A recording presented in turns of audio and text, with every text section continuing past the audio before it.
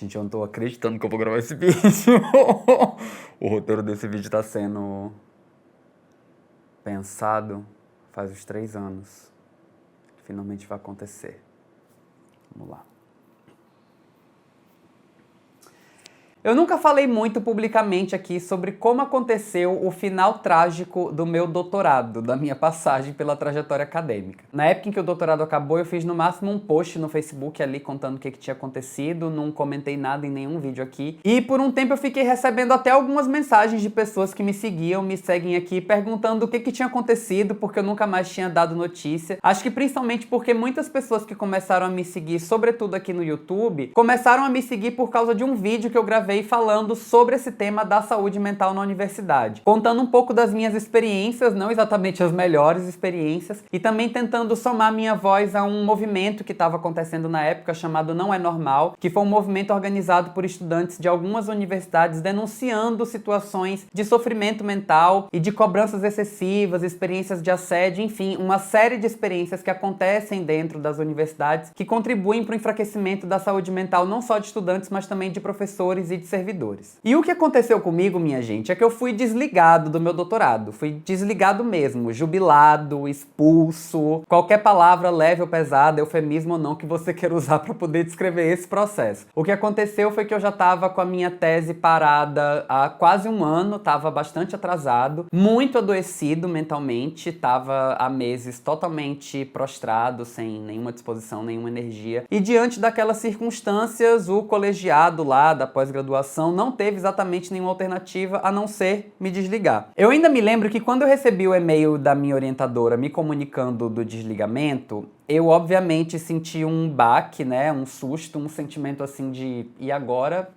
O que vai acontecer, porque eu tinha planejado terminar o meu doutorado só dali a 3 meses, quando acabava o meu prazo máximo para defender, e eu ainda tinha planos, ou ainda tinha pelo menos a ilusão de que eu ia conseguir terminar minha tese e defender. E obviamente que foi uma notícia muito dura, assim, muito traumática, porque foi realmente a materialização desse sentimento de fracasso, de que eu realmente não consegui e não tinha exatamente muita alternativa. Na real, para falar bem a verdade, eu acho que se eu tivesse tentado, assim, ainda algum processo, entrado com um advogado alguma coisa, eu ainda teria conseguido uma última extensão de prazo. Mas eu saí falando pra todo mundo que eu lamentava muito, que eu tava muito triste, que infelizmente não tinha mais o que fazer, que já tinham se anulado todas as possibilidades, e falando daquilo como uma grande dor, como uma grande tristeza. Mas quando eu tive a minha primeira sessão de terapia, nunca me esqueço, tive a minha primeira sessão de terapia depois do doutorado, eu me sentei no sofá, olhei pra minha terapeuta, falei assim,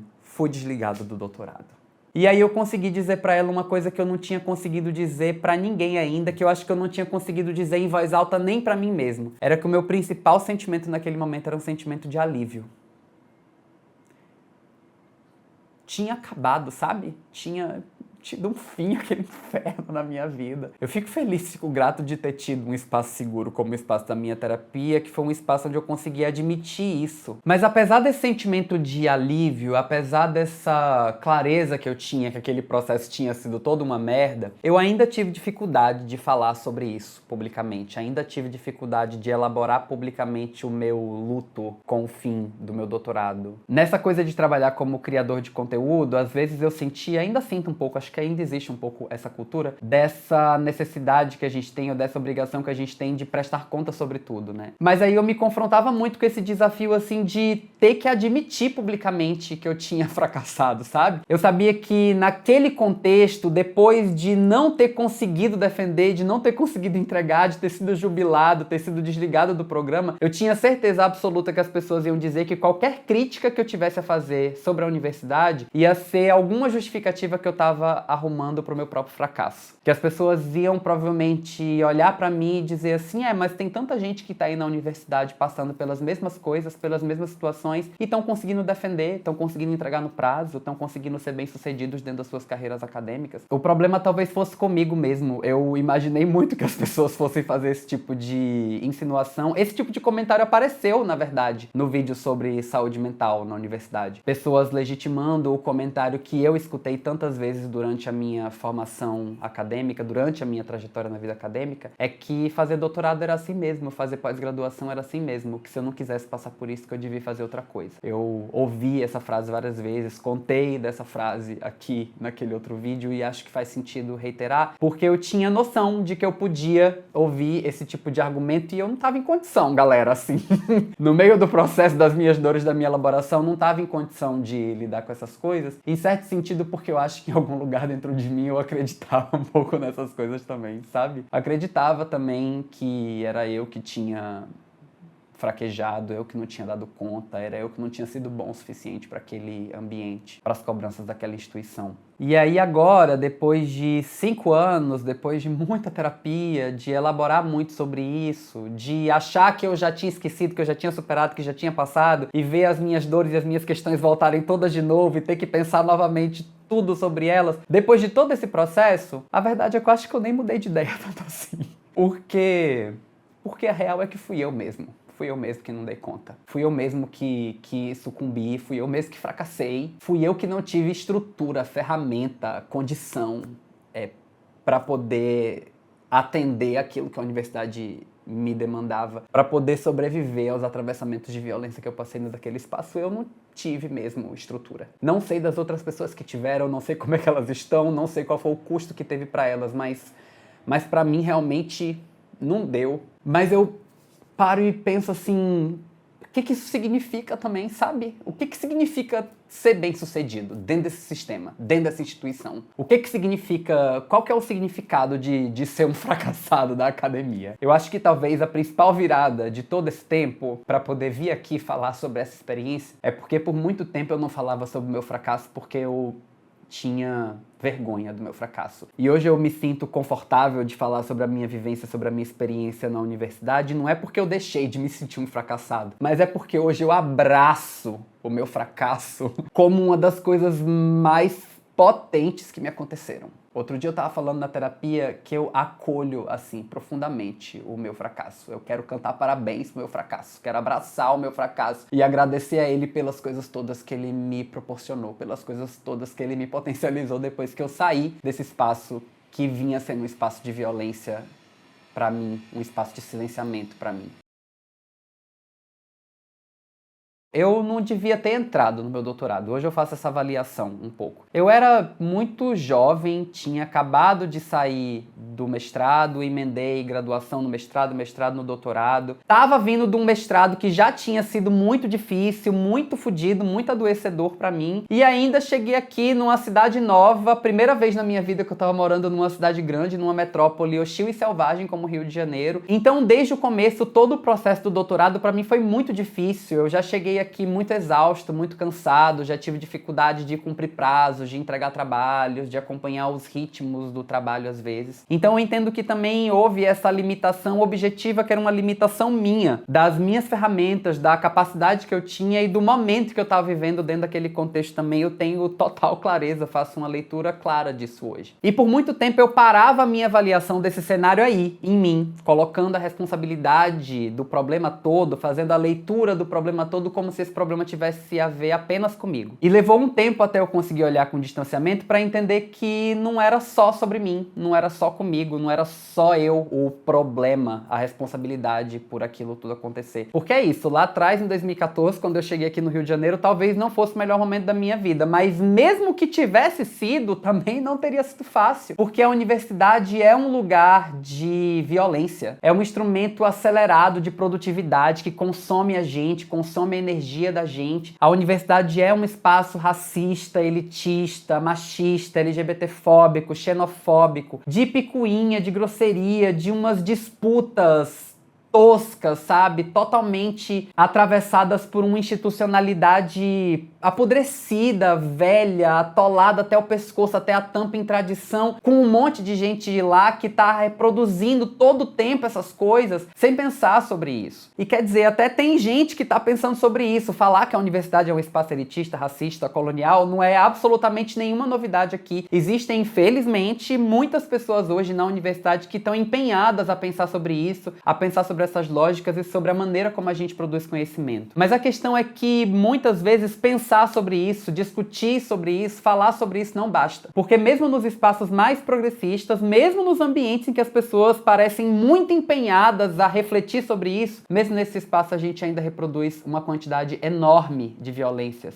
que a gente não se dá conta. Eu tive a sorte até de conviver com excelentes professores, pesquisadores que me apresentaram conhecimentos, perspectivas, teorias que orientam muitas coisas na minha vida até hoje. Mas essas pessoas, de alguma forma, também eram profundamente atravessadas pela dinâmica de violência que estava acontecendo ali. Atravessadas, inclusive, no sentido de serem um pouco vítimas também, de também serem massacradas por essa lógica de produtividade que esse sistema acadêmico coloca na vida de professores e pesquisadores nas universidades públicas brasileiras. Quando eu entrei no meu programa de pós-graduação, a gente tinha acabado de passar por uma avaliação trienal da CAPES, que é aquelas avaliações que dão a nota dos programas de pesquisa, e a nota do programa tinha acabado de cair de 5 para 4. Isso gerou uma grande crise dentro do programa, o que é totalmente compreensível. Só que em vez disso colocar as pessoas envolvidas ali no movimento de avaliar o que tinha gerado a queda daquela nota, que provavelmente poderia levar a gente a olhar para o estado mental e para o estado de capacidade de produtividade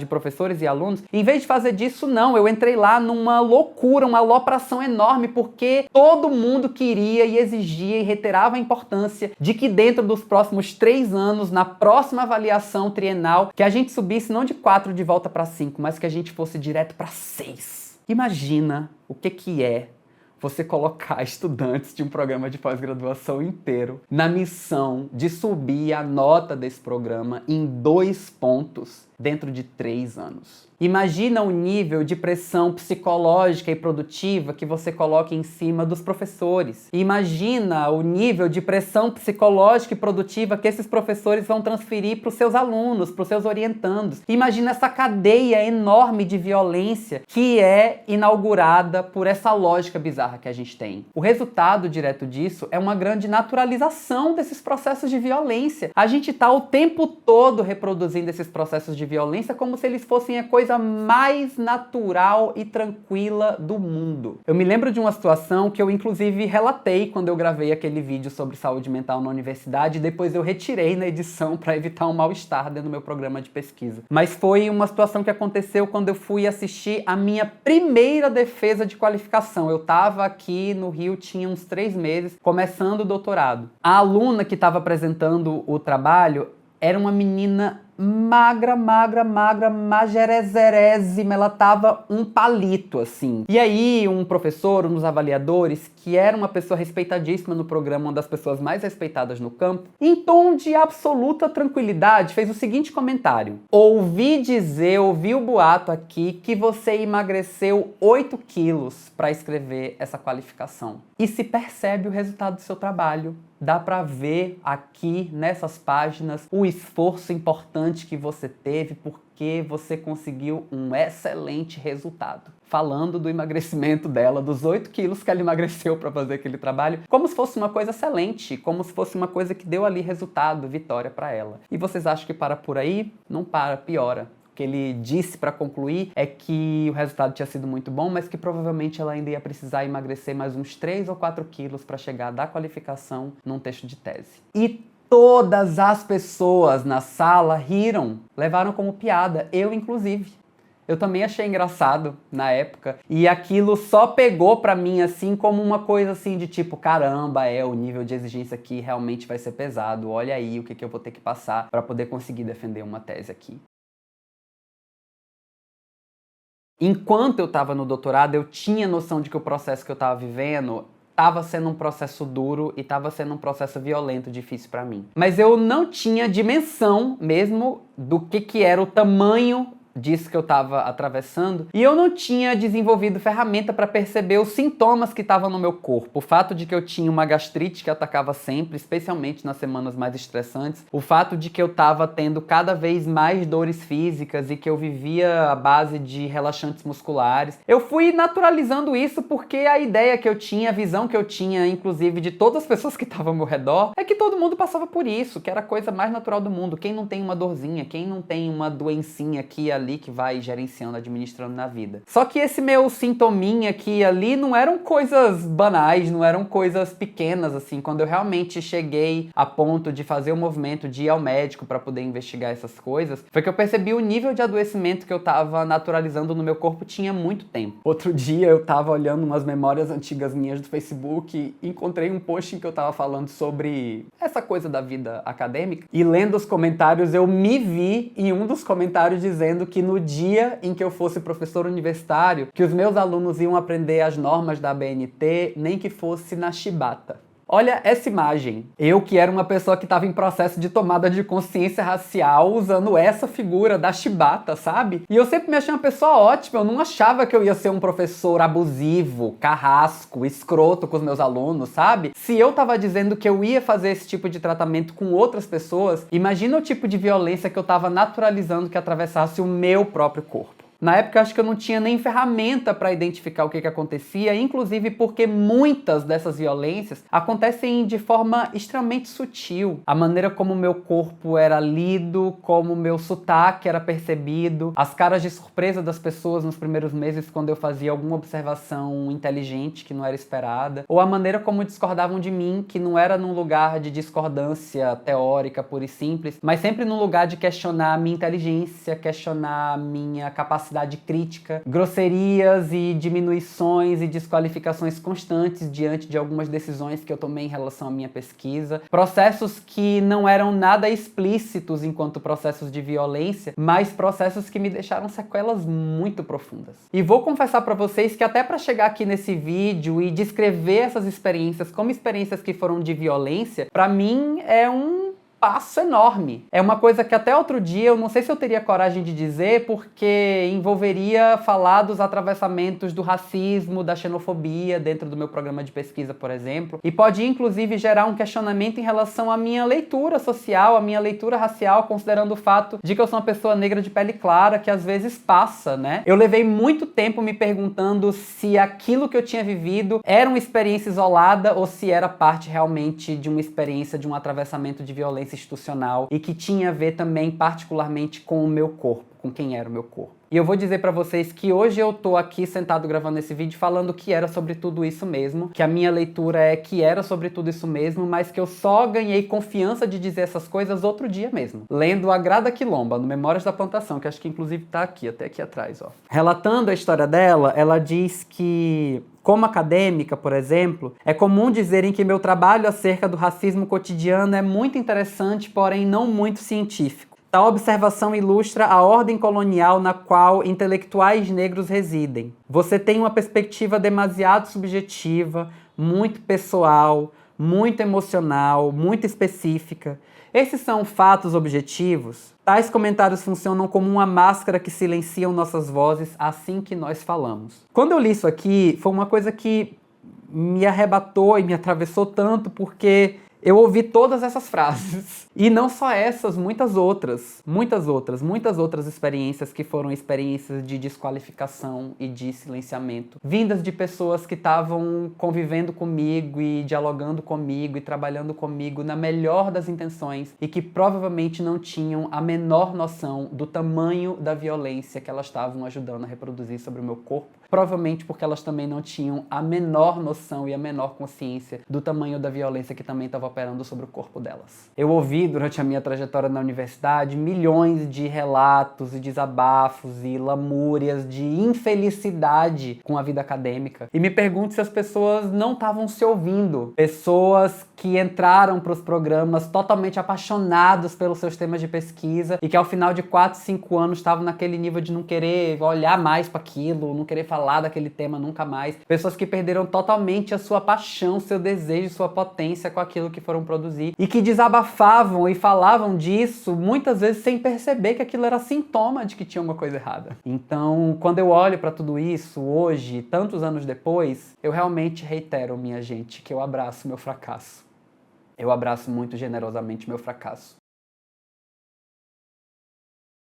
Que bom que a universidade desistiu de mim, porque eu não sei o que teria sido de mim se eu tivesse insistido. Eu não sei o que teria sido de mim se eu tivesse acreditado que eu ainda ia conseguir escrever e tivesse adiado por mais 3 meses e não tivesse conseguido entregar a tese depois de mais 3 meses de sofrimento. Eu não sei se eu teria durado mais 3 meses de sofrimento. Eu não sei o que teria acontecido comigo se eu tivesse chegado na minha tese e tivesse apresentado uma tese tão ruim, tão incompleta que eu não tivesse conseguido defender ou que eu fosse reprovado. Não sei se eu teria sobrevivido a uma reprovação. E o caminho que hoje eu considero que talvez fosse o caminho mais duro, por incrível que pareça, que é: e se eu tivesse sido aprovado? Se eu tivesse entregado, defendido a tese, tivesse virado doutor, eu provavelmente teria seguido o caminho que eu passei a minha vida inteira planejando, que era do mesmo jeito que eu saí do mestrado direto pro doutorado, sair do doutorado direto para um concurso e virar professor e trabalhar o resto da minha vida na carreira acadêmica como pesquisador. Imagina se eu tivesse, depois de tudo que eu passei,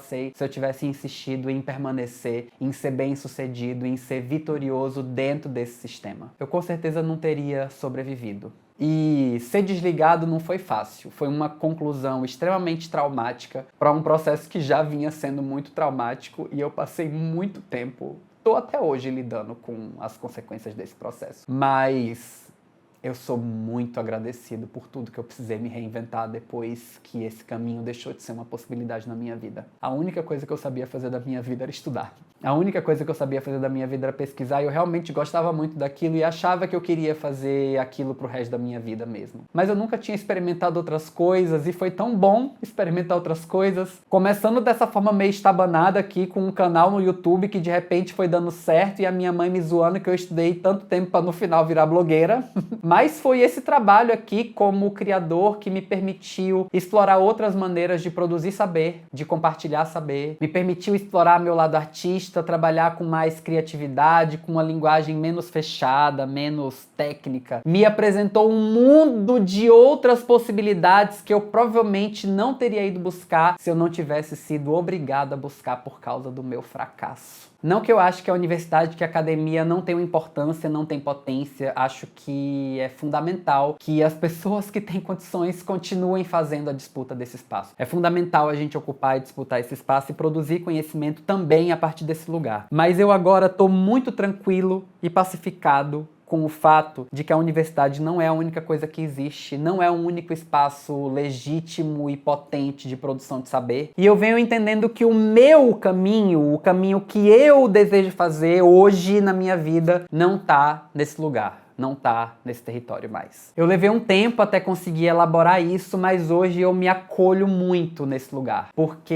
é isso, fracassar no sistema de violência talvez não seja uma coisa ruim de tudo, talvez não seja mau sinal. Eu me preocupo é com quem tá sendo bem sucedido demais nesse ambiente. Porque quem tá sendo bem sucedido demais nesse ambiente, de alguma maneira tá se beneficiando com as desigualdades, com as violências que ainda imperam nele. Acho que é importante que a gente faça essa leitura crítica do que é esse ambiente todo o tempo, que a gente não perca a atenção para isso. Inclusive, se você é uma pessoa que tá aí do outro lado, com vontade de desistir também, mas com medo de abraçar e de acolher o que talvez seja o seu fracasso. Eu não vou aqui relativizar a dificuldade, a dor, a dureza que foi ser desligado do doutorado. É isso, tô aqui falando das sequelas que ficaram desse processo, foi extremamente traumático. Não vou glamorizar que existem outros caminhos, etc. E de maneira nenhuma vou ser irresponsável para vir aqui dizer para você desistir da sua carreira acadêmica e ir atrás de outra coisa, porque isso envolve condições materiais e isso envolve necessidades concretas que eu não tenho como me responsabilizar aqui só com essas coisas que eu tô dizendo. Mas eu queria pelo menos compartilhar essa minha experiência para transferir um abraço de acolhida e de alento para você que tá aí do outro lado, talvez pensando em desistir ou com medo de fracassar. Não se culpe, não se sinta mal.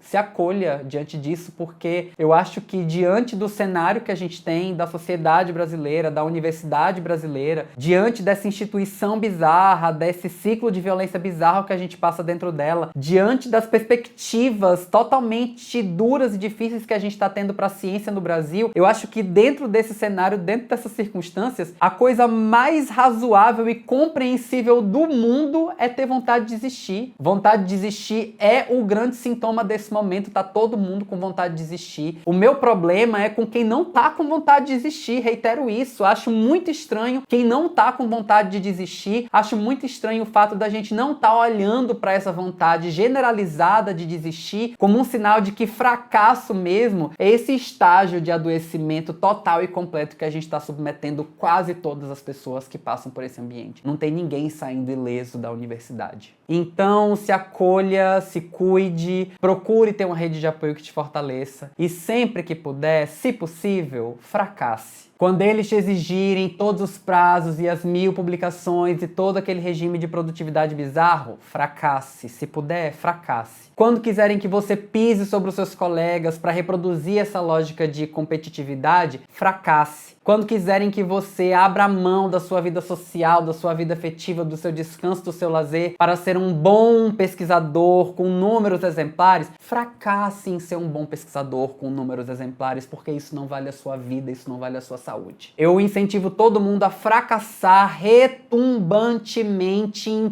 tudo que puder, porque a coisa que a universidade brasileira mais está precisando hoje é de fracasso. Porque enquanto esse sistema que impera nela continuar sendo bem sucedido, enquanto esse sistema continuar tendo sucesso, a universidade vai continuar sendo uma máquina de moer gente, uma máquina de produtividade violenta, uma grande engrenagem de adoecimento, e isso precisa parar. Eu abraço o meu fracasso porque ele foi muito potente para mim e acho que a gente tem que fazer esse modelo fracassar um pouco mais também. Acho que todo mundo tem que contribuir um pouco mais pro fracasso desse modelo para que a gente possa construir alguma outra coisa com mais potência e com conhecimento mais conectado com a realidade para a gente poder botar no lugar. Eu acho que é isso, espero que vocês tenham gostado, se conectado com a importância dessa discussão. E se você gostou, compartilhe esse vídeo pra gente circular essas ideias por aí e trazer mais gente pra essa conversa, que é uma conversa tão importante, que era importante lá em 2017, quando eu gravei o vídeo sobre saúde mental, e que continua sendo importante hoje, quando eu tô aqui assumindo diante de vocês o meu fracasso e falando da importância que eu acho que essa conversa pode ter pra gente ter uma universidade e uma sociedade diferentes. Por hoje é isso.